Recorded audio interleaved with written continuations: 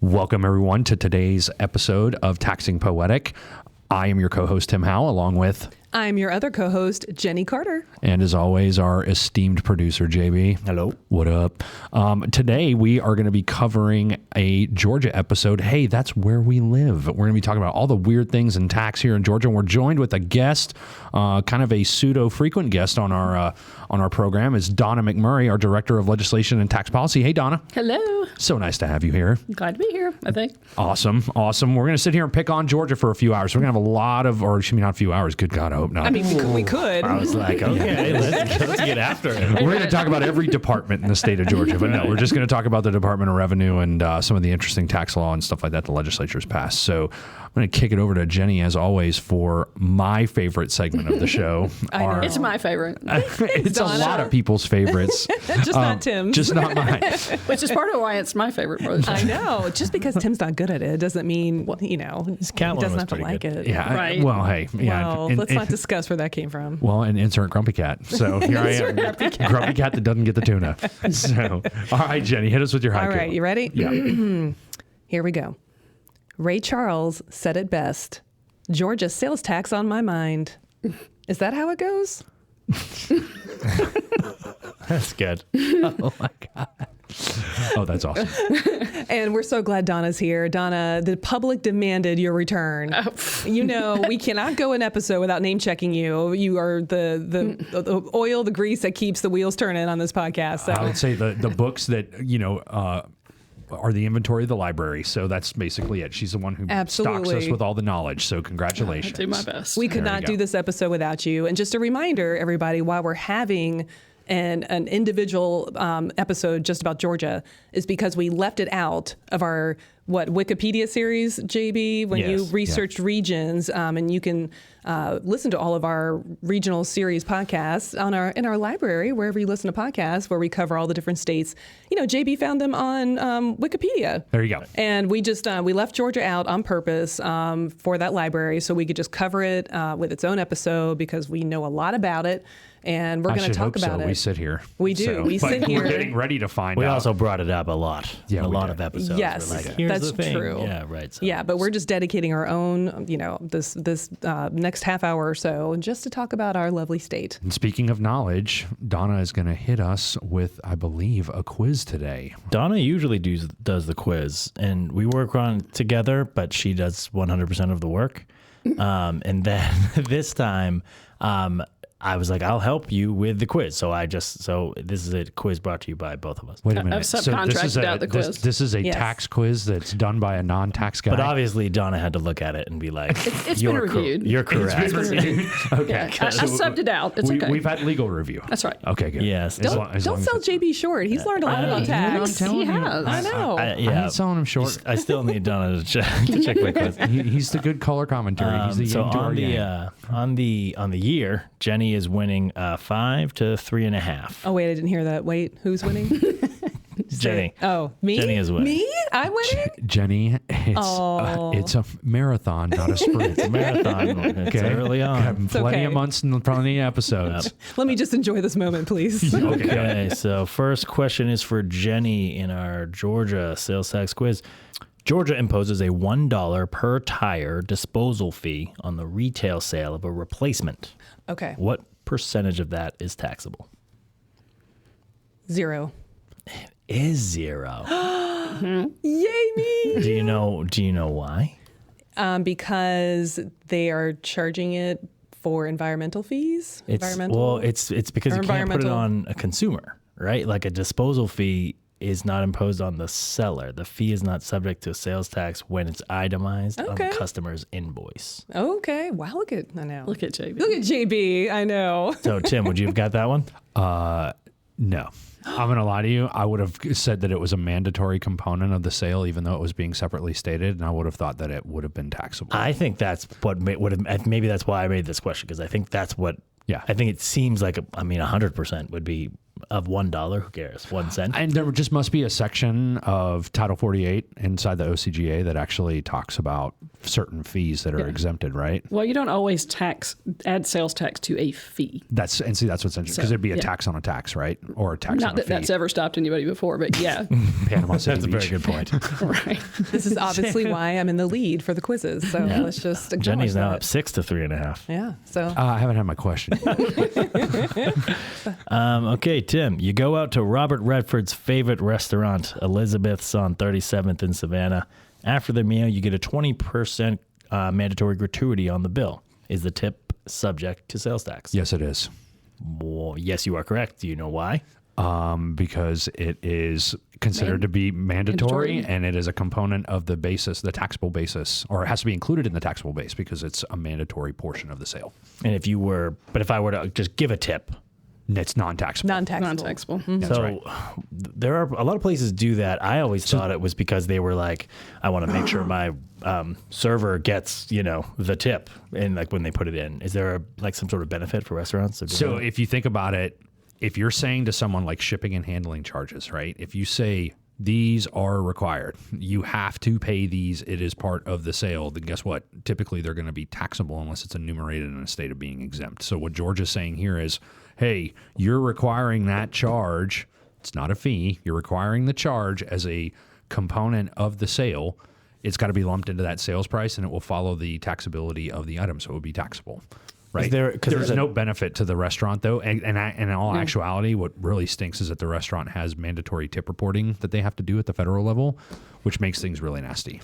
Right. So I have a further question for you, Tim. So if they say we're going to add a 20% gratuity, but the fine print says this can be changed or not required. It is considered optional. There you go. There you go, and it's non-taxable. Sometimes they say they'll add it, but they'll say, well, we're going to add a 20% tip for parties of whatever or more, but in the fine print on the receipt, it may say, not mandatory, not required. Yep. Interesting. And then you can always tip more on top if you want, right? Right. And so that would be non-taxable, right? The extra tip? That's exactly right. But I think to your point, JB, what you're saying is I think it's an advantage for the restaurant to do it to make sure that the waiter or waitress gets tipped for a large party. But I don't think it From really a has tax from a tax perspective. It doesn't. It doesn't matter. It doesn't move the needle. Yeah. So It's a pass-through. it is 6 to 4.5 now. Jenny's favorite word, regressive. Regressive. regressive. Okay, Jenny, question number 2. Georgia STOMP, which stands for Stop Tax on Menstrual Products, has a simple goal: no sales tax on menstrual products. What is the current rate for these products? Oh, menstrual products. Let me think about this. I would say 6%. It's the local rate. You don't pay the state tax. You just pay the local, right? It's actually That's the full rate. Is it fully rated? Yeah, 4% state and plus the local. Oh, yeah. Oh, so I mean, technically, it could be correct in DeKalb County, Right. where I live. Right. So I think I deserve. You should have just said where I live. I think it's 6, and then I would have been like, hey, maybe she's right. And actually, I'm going to tell her that she's wrong because I know. County's rate is not Right. 6%. It's not 6%. Darn it. I know. I'm trying to think who is 2%. Is anywhere 2%? Maybe Jenny just lost twice.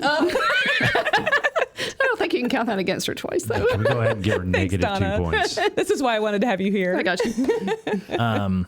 Yeah, so again, kind of a regressive tax. It's about $6 million they collect each year. So, it's, what is that? Is that really moving the needle so much that you have to do this? And obviously, if guys menstruated, you would be able to get them. Of course, you'd get them free Yeah, beer. yeah, absolutely.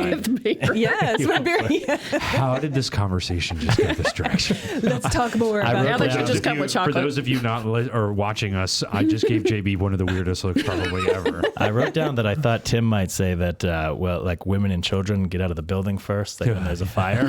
So that's why. Also, Like, a Seinfeld reference. Yeah, I love that's that. exactly right. There you go. There you go. Going on our Seinfeld thing for today. Yes. Okay, Tim, question number 2.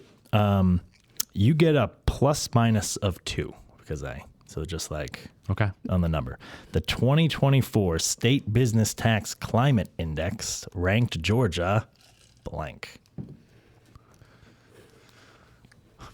This is just like pulling a number out of It my is. hat, I mean, I'll ask you why you picked, where you picked, but The state climate index picked Georgia as, and is this a state business climate index? So it's actually talking State about business. tax climate index. Ah, yes. okay. Giving you, yeah. Okay. I'm going to say like 24th. Yeah, so 32. Okay. Why do you think 24? Why do you think they're I think better? it's pretty friendly. You know, I would say if we're ranking them from 1 being the best to 50th being the worst, I would have said Georgia was like right in the middle just because of our manufacturing exemption, our low income tax rate. You know, fact is pretty median sales tax rates, and you know our laws aren't too complex or too goofy.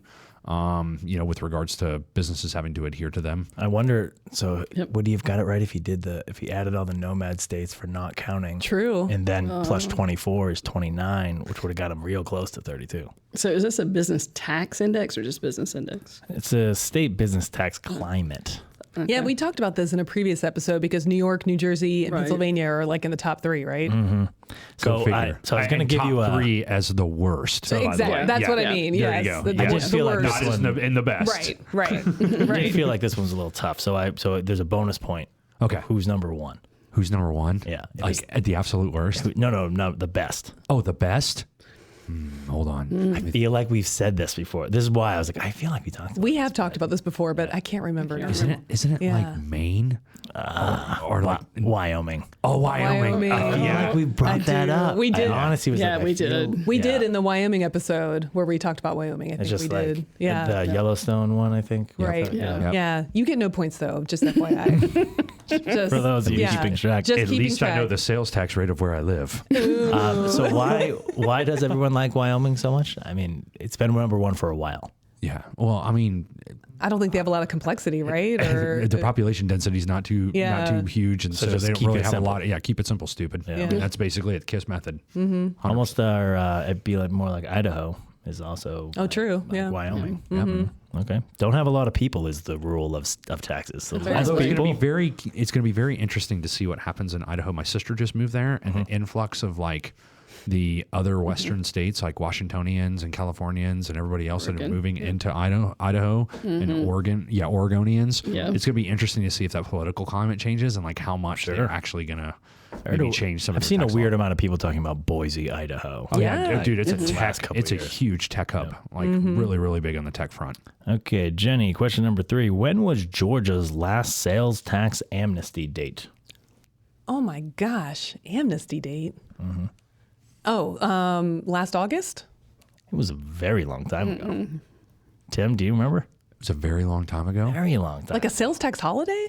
No, not a holiday. No, amnesty. Amnesty. This is like saying that you're free and clear under audits. Like if you actually come forward and you say, hey, I collected a bunch of tax, or hey, I didn't pay my income tax for like 6 years, they give you an amnesty. It's a Oh. VDA for everybody without all the hoops. I just learned something today. I'd never It's heard funny. of that. That was going to be my So- follow-up is like, explain to me what an amnesty is. So I'm gonna guess like it's somewhere in the 80s. it was actually, not that long, but No, 2011, 2012. I was wow. going to say 14. It's like Yeah. 12 years Okay. ago. Yeah. Not exactly sure why on the thing, but so they basically are just, don't worry about it.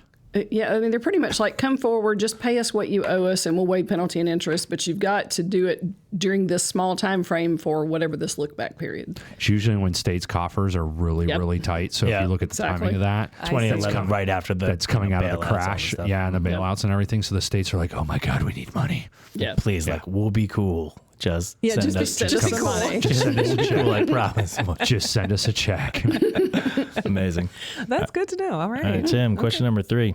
If you read somewhere that Gen Z thinks it's chuggy to roll your own cigarettes, and in a Gen X act of defiance started rolling your own cigarettes, what would you pay in sales tax for loose tobacco?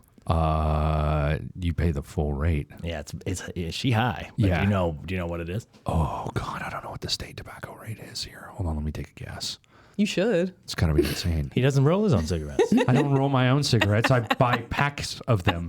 Nobody's called him chuggy yet. I'm like, that's my follow-up question. Tim, do you know what chuggy is? I do not know what chuggy You need is. to hang out with more teenagers. Okay, I do not know what chuggy. I didn't mean that in a weird way. Yeah, I should have said that. Hang out with more teenagers. I'm probably I was going to go gonna ahead say- and cut that. Here's my second weird look of the day going towards Jenny. How many teenagers do you hang out with on a regular basis? I hang out with two of them. Right. My It's just a Gen Z thing for the opposite of trendy. like cringy. It's like kind of cringy. Oh, it's cringy. Chuggy. Yeah. Chuggy. Chuggy. Okay. Yeah. That's a new one for me too. I'm gonna guess 18%. So 10%. Okay. Very high though. That's high. Yeah. That is. I mean, imagine that's because that's loose tobacco and you got to roll and all the cigarettes, all things. Yeah, it seemed high. Yeah, So then do you 18%, pay yeah. that and then the sales tax rate on top of it? I don't know. In all honesty, tobacco tax is something that, believe it or not, I've never researched. Yeah, I don't know. a whole lot Anytime about they it want to either. add a little something. Well, sin tax. I mean, they're just Yeah, it's a sin they're tax. Yeah, Yep. just like fuel tax. Like, bleh. Yeah, Yep. yeah. I actually wrote down that I said JB will tell Jenny to tell Tim what chuggy means. That is fantastic. Are you guys trying to say that I'm old? JB, we share a brain sometimes. Yeah, that's funny. That should scare both of you. That's amazing. Yes.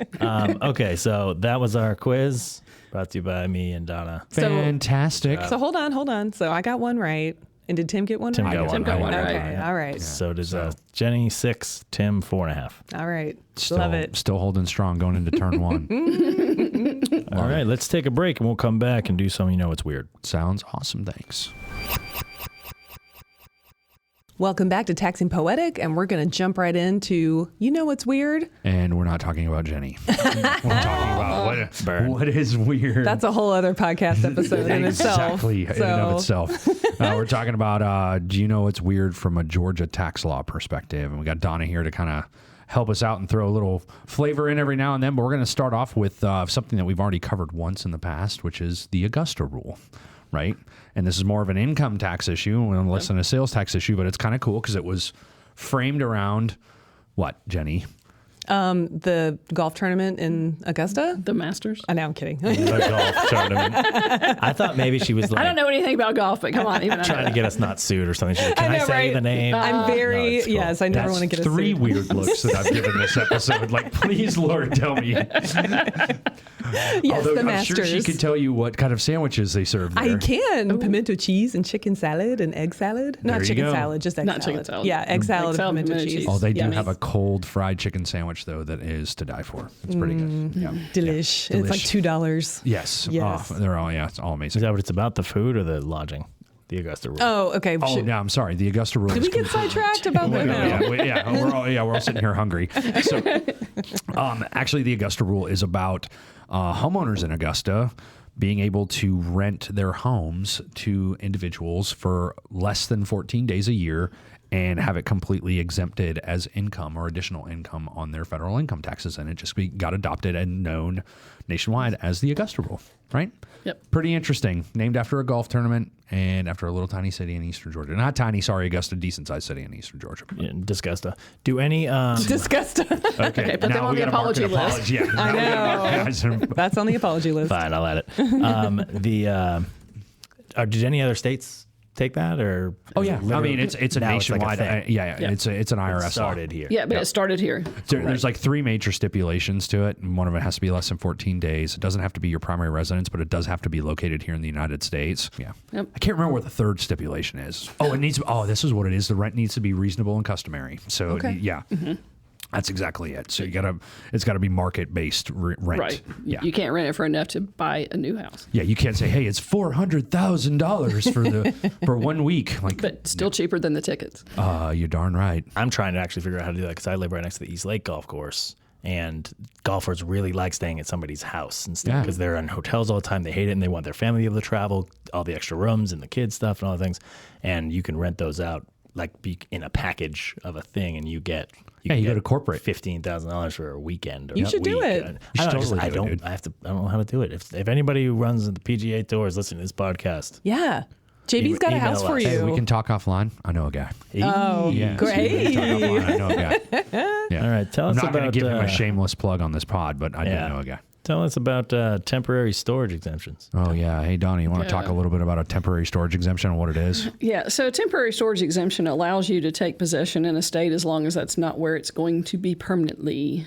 Illinois is a good example, believe it or not, of something that actually is good, where they have a temporary storage exemption. You can have things brought into the state that just is there temporarily, hence the name, and you don't have to pay tax. And so it's not considered first use where you take possession in that state. So in a previous life, we used to buy POS systems, bring them into the state, load the software, and then send them out across the country. Well, when you bring them in and you load that software, that's first use. So you have to pay Georgia tax at whatever percent, and then wherever it's going, you should be paying the differential if that rate's higher. And so that's an administrative pain.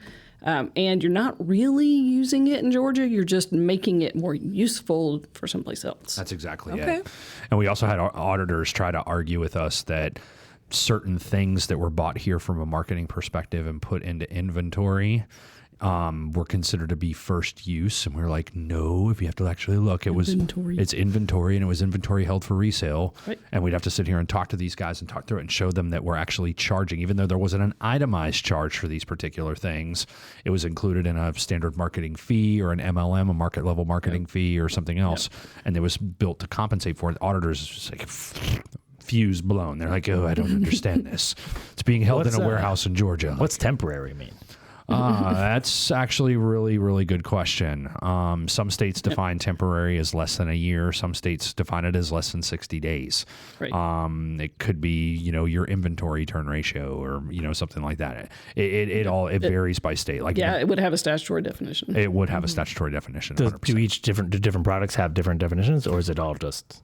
You know what? Flat. For the most part, it's typically shown in their inventory definition, like what's quantified as and qualifies as a withdrawal from inventory, and then they would give you the specific statute and the statutory guidelines of the time period that would go along with a withdrawal from inventory, or what would typically be considered something that was temporarily stored. And it's just us in Illinois. No. Illinois has a temporary storage exemption. Georgia doesn't. Yeah, Georgia does not. So we should. Actually, there's less states that have temporary storage exemptions than there are states that do have them, right? Right. And it's not very often that Illinois gets to be a good example. So yeah, I just thought I'd throw that out Giving there. them a shout out. Yeah, so like Illinois is one. New Jersey was one, which is always interesting because a lot of people, that's why so many warehouses and everything kind of exist in like, Newark and that whole area, is that a lot of people move goods into New Jersey for, temporary storage. Yep. Nevada has one. I know. I'm trying to think who else. Is there any advantage to the state not doing, like, okay, so we do that. I mean, they must get some benefit. I mean, I guess people buy land and then they pay taxes on the land for a big warehouse. Yeah, for like property taxes and stuff. And you get payroll. I mean, if you have a warehouse, people who move all that stuff around. It feels like everybody should have that.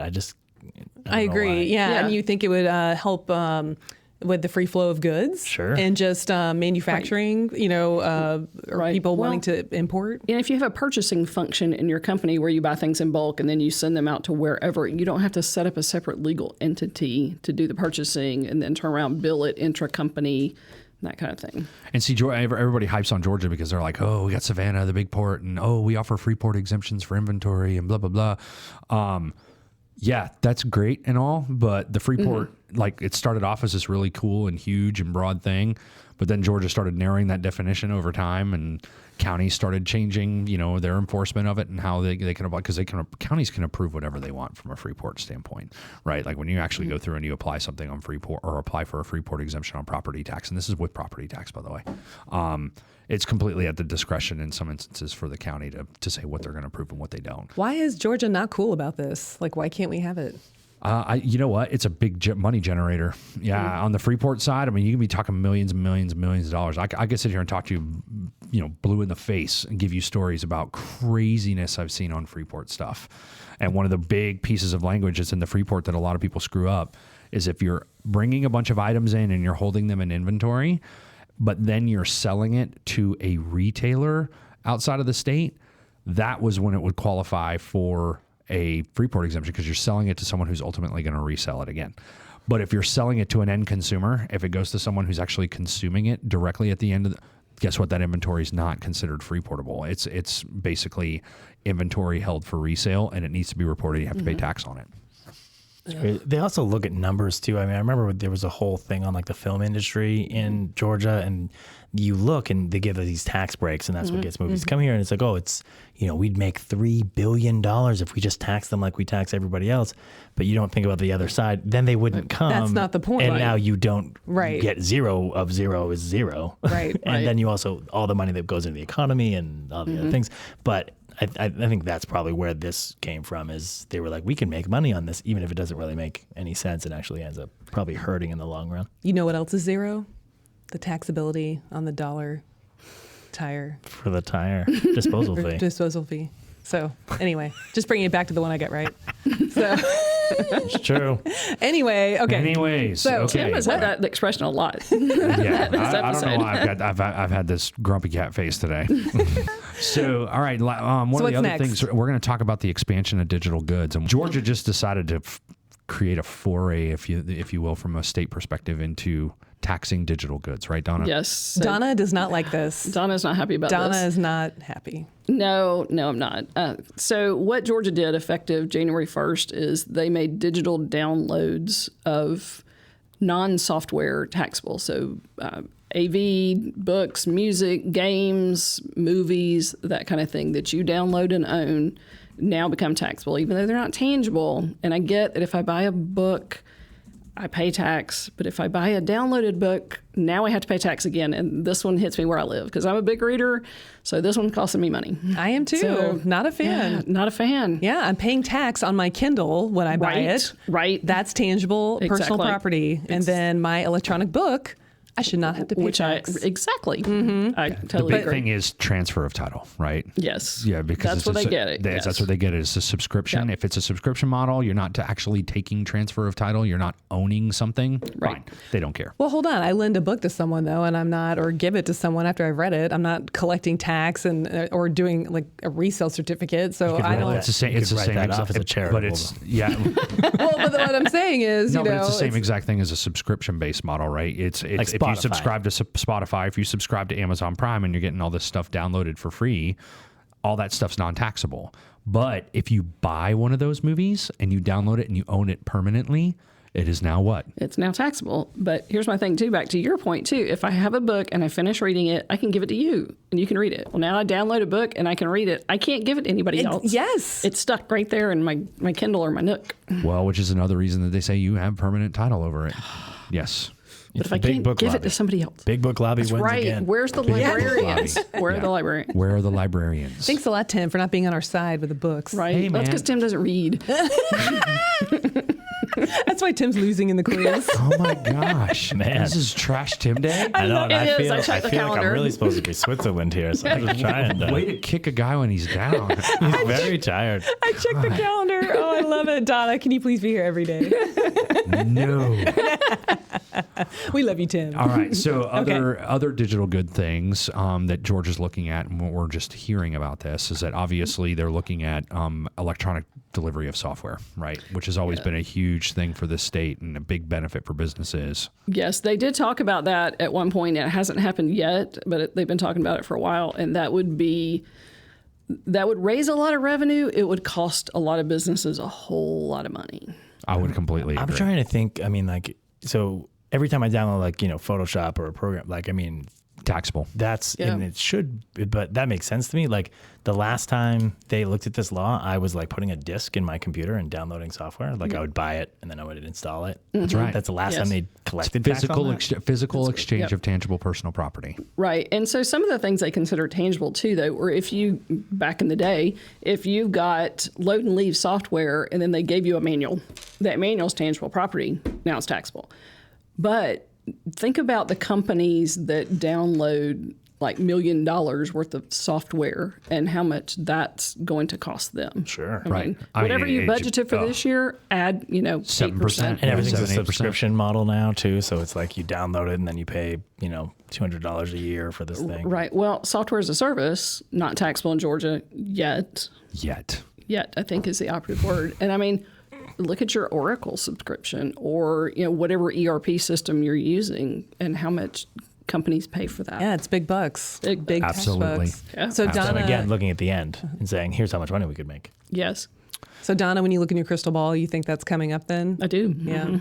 It's going to be evaluated. Don't know if it's going to be passed or not, but I definitely agree with Donna. I think it's going to have to be evaluated, and the state's not already doing it. Right. And I think maybe they'll phase it in, make it 50% taxable up front or some percentage, and then, gradually increase that percentage. Absolutely. And then Donna, you had a funny story about the Georgia DOR website. I know Jenny is a big fan. Yeah. So when I'm giving you a look now. Yeah, right. So when Georgia first went live with their Georgia Tax Center, I was doing compliance for a bunch of Georgia returns, like hundreds of Georgia returns.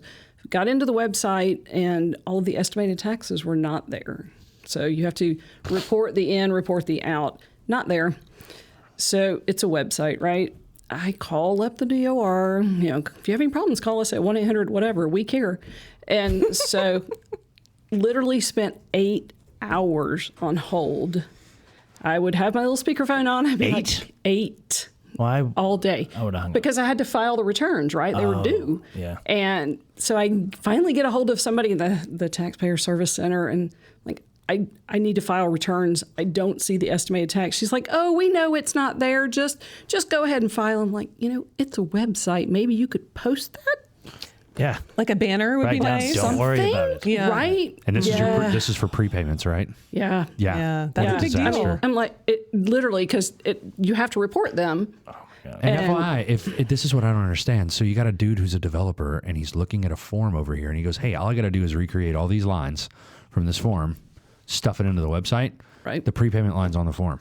Well, yes, but if you know it's not there, how about a banner? Right. Yeah. We know It's this just is not working. ridiculous. Keep going. Because Good- you don't good- want to trust, they're not counting your Right. prepayments, and so therefore you're making a lower tax payment, but then they penalize you for whatever. Oh, he didn't put your prepayments in. Right. Oh, well, it wasn't because that's there. what would happen. Exactly. And Yes. it does happen. Yes. Not necessarily in Georgia, but many other states Right. it's happened to us. in Yeah, our careers. website's messed up. It's Right. our fault. Sorry, but we're still going to charge about you that. interest. Yeah. Right. We have to Yeah. try to get somebody on the show who's made one of these or works on one or used to. Or We've referenced it many there times. has to be like somebody who just did websites in their life and oh yeah, I worked on one of those. It is. And just give us some behind the scenes on what goes on there. Because I'm always usually on the side of the creator, but I bet it wasn't all their fault. Well, we're actually creating some stuff, so at some point you can sit down and talk with us. We can walk you through that entire development life cycle. Sweet.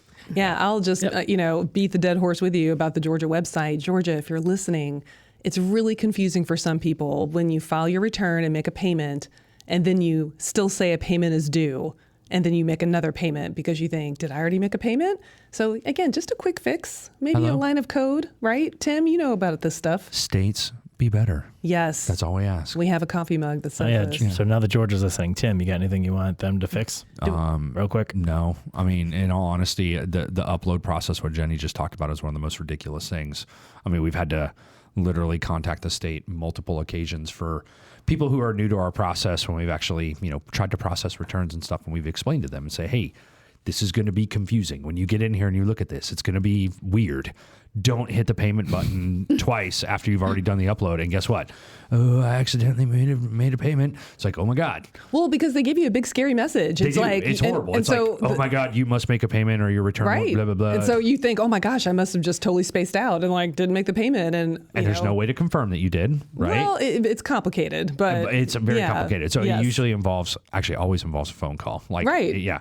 So we've got controls in place. We can manage all that now. It's great. But when we first started doing this many, many moons ago, it was one of those situations where this is the dumbest thing. And guess what? They still never updated the website. So yeah, I'm not. And we're just trying to help you, Georgia. I mean, to help get your you your money, manpower. but only once. But only once. But also, you don't have to handle all the phone calls and the emails of all the panic people, like some people at this table. I hate those big button things. I just did this. I tried to put an out of office on, and it pops up that says, hey, do you want to give this out of office to your people in your contact list? And you're like, yes.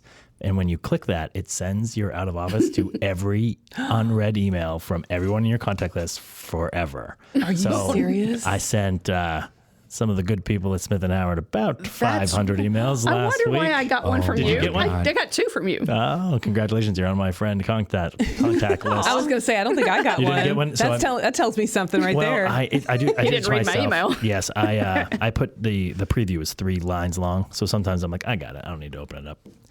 I was thinking more. I wasn't on the Friends of Contacts list. No, it's more No, just he just ignored my email. That's what that meant. That's exactly what that meant. That's exactly what that meant. Donna, you got anything while George is listening? No, I think we've covered most of it. I mean, really, just fix your website. Before we wrap up, we only got a couple apologies. Disgusta, that one's on me. Disgusta. So many people called it that. I thought that was like just a thing. Everybody calls it Disgusta. I'd never heard of that. That's actually the first time I've heard that today. Wow. I have heard that. Okay. It's just, Okay. I mean, not obviously the golf course very beautiful, just the town around it is, Okay. There's some nicer is parts it- to Augusta. Is Not it gonna lie. disgusting? Is it? it's disgusting. No, it's actually it's pretty awesome. Okay. Yeah, there's some pretty cool parts of Augusta. Illinois, because Yeah. you know we inferred that they only do one thing well. But we gave him the one thing. I know, but there's a lot of things you can do. I think about what a state does on a day-to-day basis. Yeah. Here's the one thing. Here's the one thing. It's like curly. Right? This is one thing. It's just one thing. And Tim for saying that he doesn't read because there's a slight inference that he couldn't if he wanted to. I didn't and say that. I know, just that's why you got to apologize to Tim. Yeah, Donna, do we need to apologize to Tim? We You were don't kind of need I'm mean. to sorry I apologize to inferred me. that you couldn't read. I got thick skin and I'm good. Okay, Jenny, take yes, us home. that was fun today. Thank you so much, Donna McMurray, for being on the podcast once again. You're always a favorite. Can't wait to have you on again soon. Just a reminder to everyone out there, you can listen to our episodes in any order. And what else? You can also email us if you have any haikus, any feedback. Like I always say, any complaints about Tim, send them to taxingpoetic@synexustax.com. And you can listen to us anywhere where you download your podcasts, like on Apple or Spotify. And you won't pay tax because it's non-transferable property. Is that true? If you're not downloading it, You and holding download on it, to but- it forever. Oh, but you're not paying for But it. you don't pay for it because Yeah, of the... because Yeah. of the subscription. So you will not pay tax Congrats. on it. I'm just There you going to go. say that right now. And Yeah. if that's wrong, then call Tim. So, all right. Thanks everyone for being with us today. Have a great one. Georgia's on your mind.